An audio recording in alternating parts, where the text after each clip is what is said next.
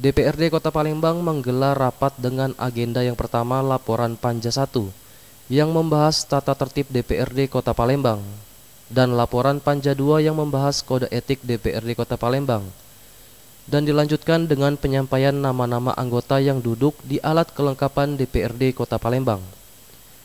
Rapat dipimpin oleh Wakil Ketua 1 Hari Apriansyah, didampingi pimpinan DPRD Ali Subri, Wakil Ketua 2 M. Hidayat dan Zainal Abidin sebagai Wakil Ketua 3.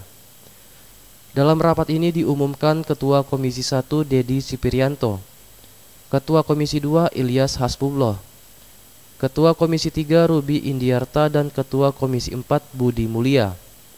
Dan untuk Badan Musyawarah, Ketuanya Ali Subri. Usai rapat, Ketua DPRD Kota Palembang Ali Subri menyampaikan semua komisi sudah terbentuk.